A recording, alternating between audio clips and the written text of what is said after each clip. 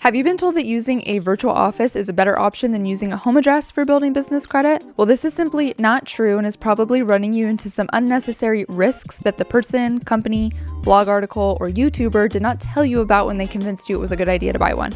We'll go over that in a minute. But I want to go over a few different risks that come up when using a virtual office and then give you some alternatives to do instead so that you can make a better decision. Number 1, legitimacy concerns. Underwriters know that your business is not actually operating from that virtual office location. Virtual offices are not a new thing, they've been around for a long time, but underwriters over the last few years have really amplified their verification practices. They know what virtual offices are, they know you don't truly operate there. You may be the rare exception that actually has a closed door suite at that virtual office location, but that's not the norm. Most of the people using virtual offices are really just renting an address, maybe receiving mail at that location, not really operating their business there, though they may be able to rent a conference room or a meeting room for a few hours at a time, but you're not really operating your company there, and ultimately that's what creditors care about, and they know that. So that does raise legitimacy concerns as far as they are concerned. Number 2, denial risk. The risks of denials goes up tremendously when using a virtual office, and this is really easily avoidable and simply not worth it.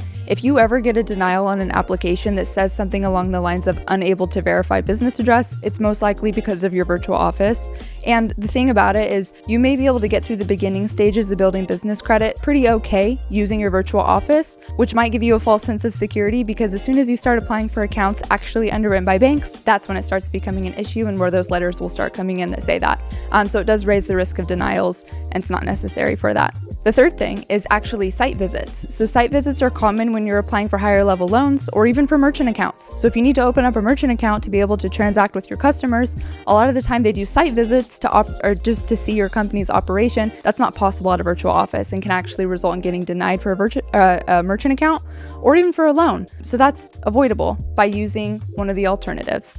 Now, quick word about why these have become so popular. Ultimately, virtual offices are making people a lot of money, and that's why you're not being told the risks of using them. Different blog articles, even other business credit building services, usually have affiliate links to sell you a virtual office, and they're making hundreds of dollars when you purchase one. So you have to keep that in mind, that the people who are promoting them are being compensated to do so, and maybe don't have your best interests at heart. Now, what should you do instead? Well, the best type of address is a commercial office location. Of course, that is the best type of address, hands down, but it's not possible for everybody. So if that's not possible for your business to rent its own office space, you should use a home address. A home address is a verifiable address, and that is ultimately what underwriters care about. Plenty of businesses, multi-million-dollar companies operate from their homes, so it's not a stigma, and ultimately it will be able to be verified by underwriters, and that is what matters. So make sure you make a right decision, avoid using a virtual office, and use one of the alternatives.